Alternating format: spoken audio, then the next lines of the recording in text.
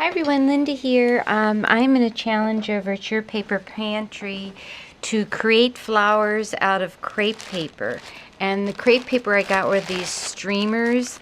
And first I got some at St. Finney's to see if it would work. And oh, this was a challenge. This was, when I first started doing it, I thought, ugh, I don't think I like this. But now I really think it's a lot of fun. So some of the different ways that I made the flowers, like this pink one was the first one I made. And I tried different ways of punching it. I used this punch and I tried gluing it to tissue paper and punching it and different ways. I took some and glued it to tissue paper and then tried punching it that way, and that worked pretty good, but it wasn't the best. And then I colored it with Lindy's Stamp Gang, and then I put that in the punch, and it made it a little bit stiffer, so that worked pretty good. After I got my flowers done, I saw that Letty had done a video on how to punch them, and it worked a lot better, where she took several pieces, you know, like she took, I think she folds it and then puts it inside of some like construction paper. Punch has a better chance of cutting it, and she leaves some out to the side, but then you have to make sure you get it all in there. And this probably isn't the best punch to use, but I wanted a scalloped edge. So see, that works a lot better. Letty, thank you so much. I will be making more out of that. See, it doesn't fray, and I got 4 of them at one time instead of 1. So that's a great tip. So then that was how I made this one. I punched it with this punch and then just gathered it on a circle and put some skeleton leaves on it. Then this one, the green one, I sprayed some of the crepe paper with Lindy's a green color. And that one, I took the crepe paper and I stitched it down the middle. I don't know if you can see that. And then I just pulled it like this and then wrapped it around. Or actually, I folded it in half like this and then wrapped it around to make that flower, to make this one. Then this one I sewed just at the outer edge. I folded it and sewed the outer edge and just gathered it a little bit. And that was kind of one of the first ones I did. And then just wrapped it around like that. And I only went twice. And then the middle one, the little flowers here, are punched with another Stampin' Up! Flower punch. And then I just put some green leaves on it. Then this one, I did the same way as this one, where I stitched one side of it, but I did a lot of it, and all of them I think all of them.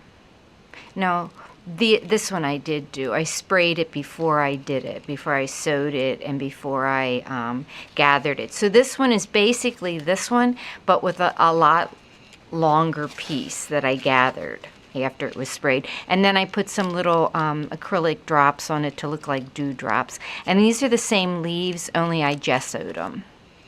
So that's that one. So that's 1, 2, 3, 4. And then this is the 5th one. And this one is probably my favorite one. This one I did the same way. I sewed one side of it. I folded it in half and sewed one side. Then I folded it a bunch of times, or as many times as I could. And then I took my scissors, this one says alligator, and then I trimmed it along the edge like this. Then I took another pair of scissors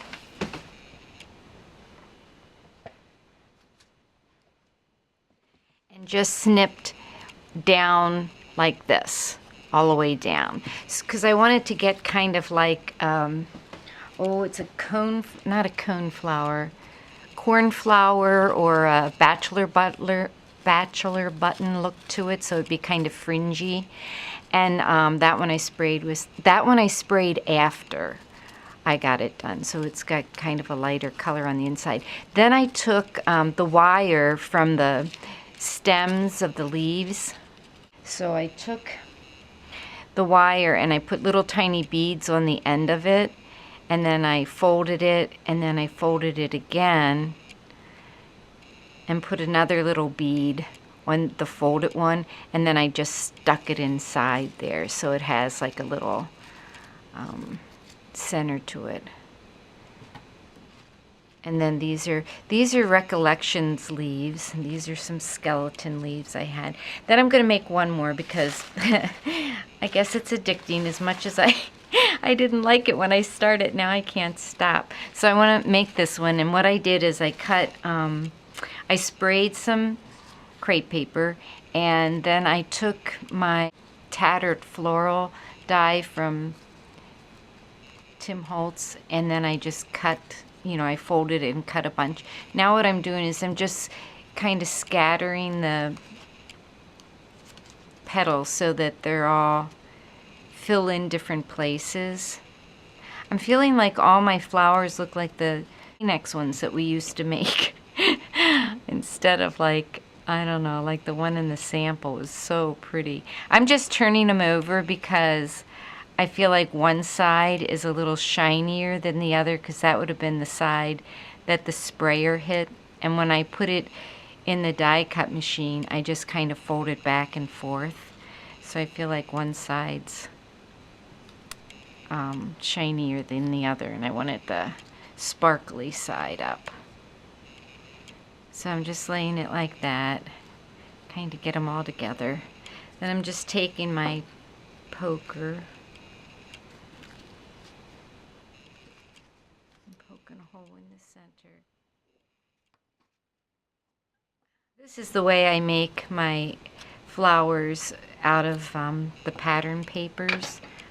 And then I'm just taking this glittery brad and stick in there. I really like these recollection leaves. Those are really neat.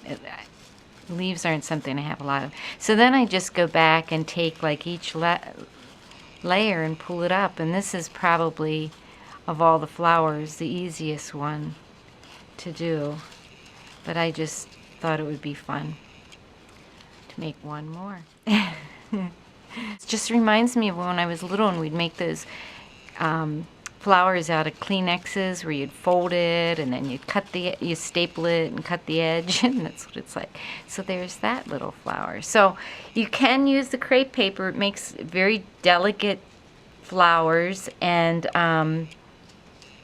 it, you know, if you spray it, when you spray it, it's like just wet, like wet toilet paper. So you just have to be, it's very fragile, so you just have to be patient and gentle with it. Oh, the other thing I did, I didn't tell you this too. This one I took Distress Rock Candy Stickles and brushed on this one too. For the leaf for this one, what I did is I used some more skeleton leaves. And I'm just going to take my Mowed Lawn ink, and I'm just going to ink up the leaf. Should have done it before I put it on, but I wasn't sure what color I wanted. Now I know. So that's the way that one's going to look. To package these to send, I'm just taking a piece of pink. This is, I think, Recollections paper from Michaels, and putting it on some heavier red cardstock. Something, these were like file folders from St. Vinny's, but they're nice and sturdy. And then I'm just taking some of this tacky removable adhesive and putting that on the back. I hope that's okay. I'm not sure how else to do it. I don't have repositional pop dots, so I'm thinking this will work. I don't know. Maybe it won't. We'll see.